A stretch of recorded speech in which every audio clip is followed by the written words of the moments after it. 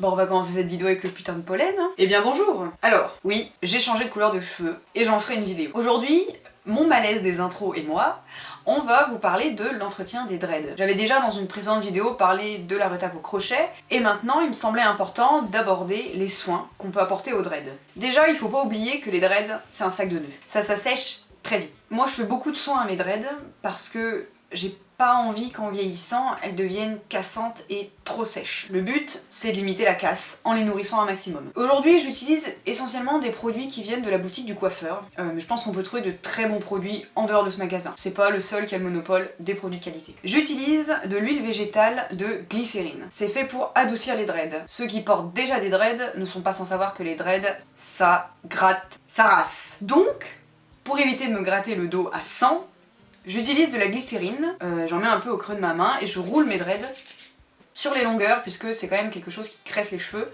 donc j'en mets pas trop sur les racines. Il faut savoir que cette huile peut s'utiliser sur le corps comme adoucissant, pareil pour la peau. Ensuite, j'ai des cheveux un peu nuls, c'est-à-dire qu'ils ont tendance à graisser très vite, mais qui sont particulièrement secs sur les longueurs. Pour lutter contre ça, j'utilise donc de l'huile de jojoba. En fait, c'est une huile qui sert à réguler le sébum et à nourrir, ce qui fait que je peux en mettre et sur les racines et sur les longueurs. Pareil, c'est également une huile qui peut s'utiliser sur le corps, pour les peaux grasses, etc. J'ai également de l'huile de karité. Alors le karité, je vous le présente plus, tout le monde connaît ses bienfaits. C'est une huile qui nourrit vraiment en profondeur et que j'affectionne particulièrement. Tous les produits que j'utilise sont de chez Sotex.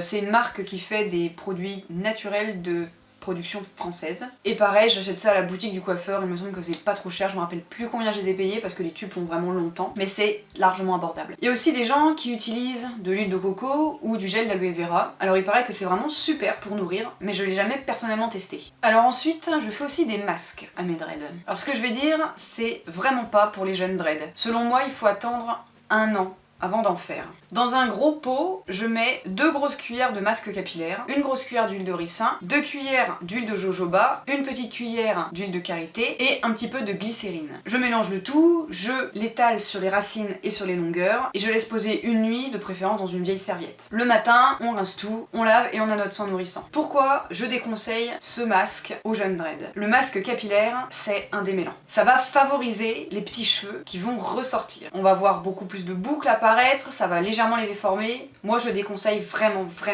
aux jeunes dreads. Et encore, même pour les gens qui ont des dreads plus vieilles comme moi, elles ont maintenant plus de 2 ans et demi, j'en fais vraiment pas souvent parce que ça les abîme, ça les démêle. Bah voilà, je pense qu'on a fait le tour de tous les soins que je peux apporter à mes dreads. S'il y a d'autres techniques que vous connaissez, que vous avez envie de partager, n'hésitez pas à les mettre dans les commentaires. Ce sera toujours instructif pour moi et pour également les personnes qui regardent la vidéo, pour se renseigner, etc. C'est la fin de cette vidéo, j'espère qu'elle vous aura plu. Si c'est le cas, n'hésitez pas à l'aimer, à la partager, à la commenter, ça me ferait très plaisir, et surtout à vous abonner pour me soutenir. Quant à moi, je vous dis dans une prochaine vidéo, je ne sais pas quand, sur je ne sais pas quoi. Salut! C'est vraiment la misère les intros, les outros, hein. Je sais vraiment jamais quoi vous dire.